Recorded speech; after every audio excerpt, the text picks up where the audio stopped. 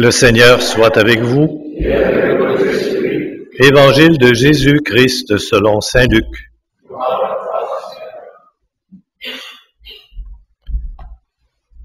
En ce temps-là, Jésus disait à ses disciples, « Restez en tenue de service, votre ceinture autour des reins et vos lampes allumées. Soyez comme des gens qui attendent leur maître à son retour des noces pour lui ouvrir dès qu'il arrivera et frappera à la porte.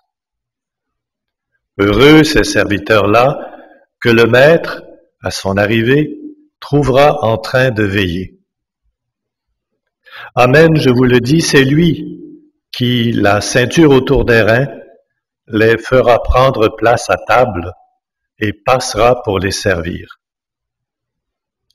S'il revient vers minuit ou vers 3 heures du matin et qu'il les trouve ainsi, heureux sont-ils. Vous le savez bien, si le maître de maison avait su à quelle heure le voleur viendrait, il n'aurait pas laissé percer le mur de sa maison. Vous aussi, tenez-vous prêts. C'est à l'heure où vous n'y penserez pas que le Fils de l'homme viendra. Acclamons cette parole de Dieu. Louange à toi, Seigneur Jésus.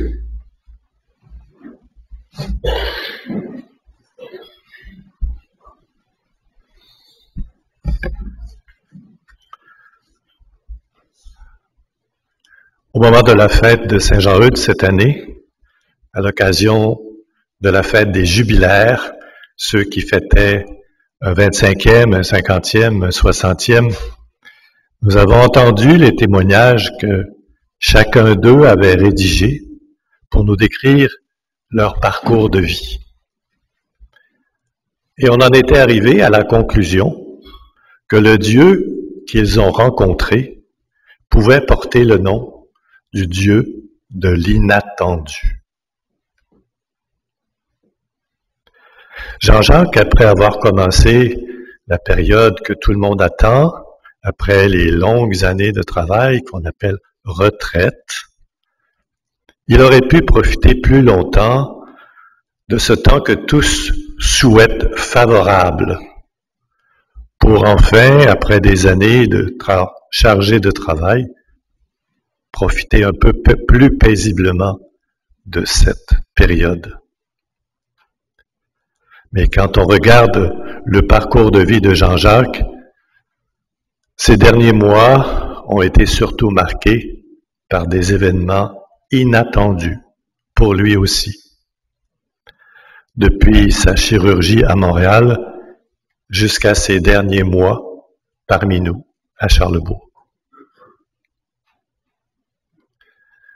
Sa vie a été à l'image d'une grande fidélité à ses talents et à ses engagements.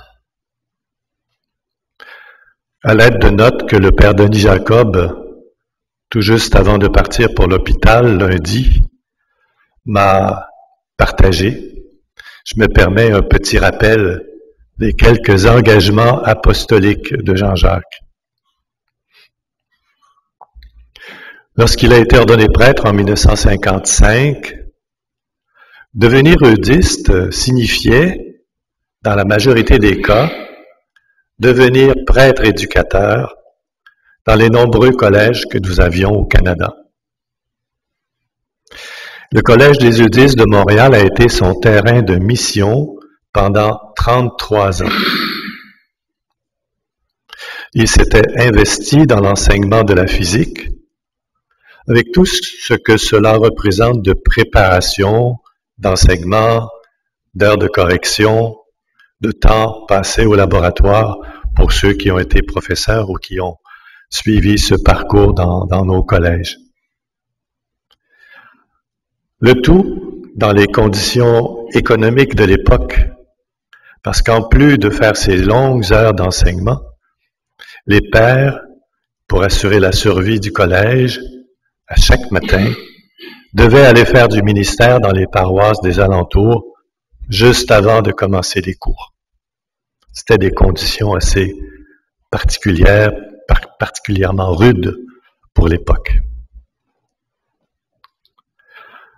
Jean-Jacques avait un autre talent. Il aimait la musique. Il a voulu mettre ses talents musicaux au service de Dieu et des autres. Il a voulu ouvrir les jeunes et les moins jeunes aux arts et à la beauté. Ce qui fait que, au collège, il a été l'instigateur de manifestations culturelles de haute tenue. Et par la suite, il a été artisan de musique liturgique à la paroisse Saint-Bonaventure. Il a dirigé la chorale de la paroisse Saint-Bonaventure, tenez-vous bien, pendant près de 50 ans. Peu d'entre nous savent qu'il a aussi composé une messe à voix mixte qui a pour titre la messe de Saint-Bonaventure. Cet engagement particulier musical pourrait se résumer dans un verset du psaume 146. Il est beau de chanter la louange de notre Dieu. L'orgue a vraiment été son instrument de prédilection.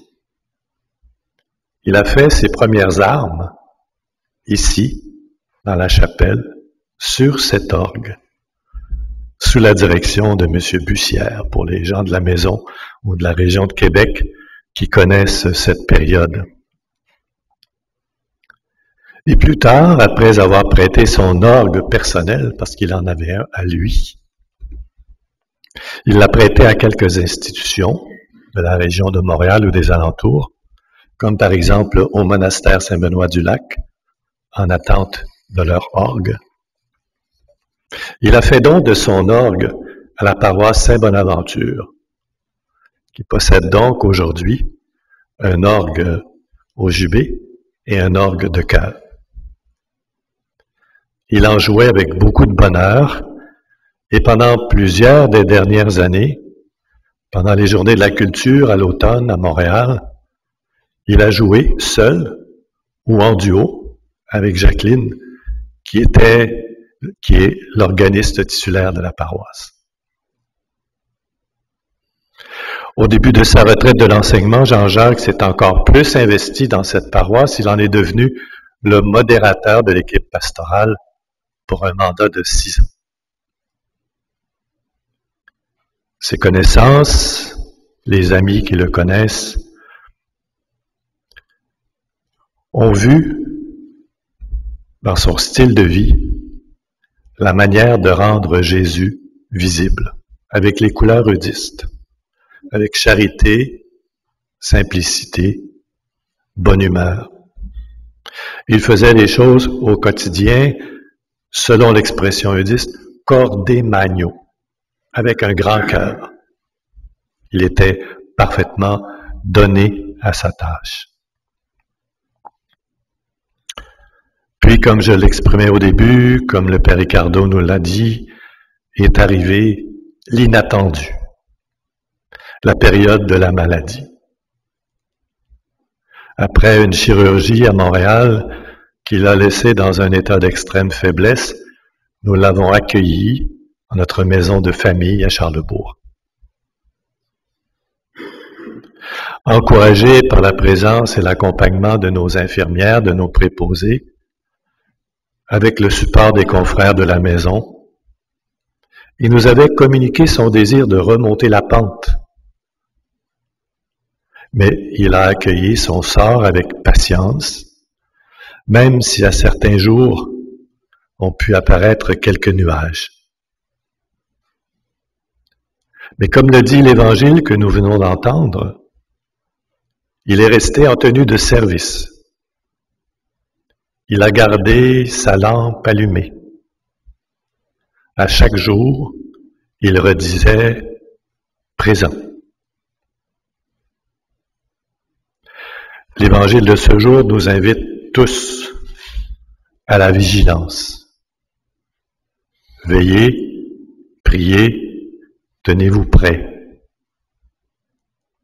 Nous avons vécu plusieurs départs cette année dans la maison.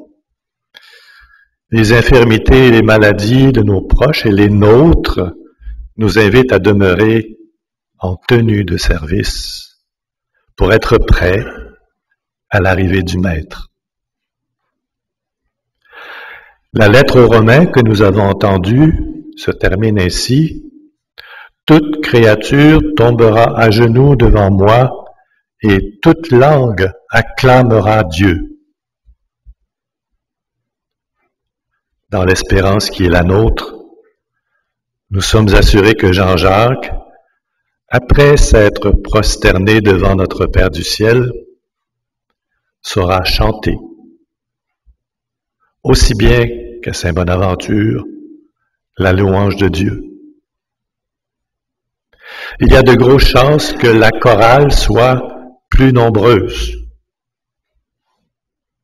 Et si jamais il y a un orgue au paradis, alors là, Amen.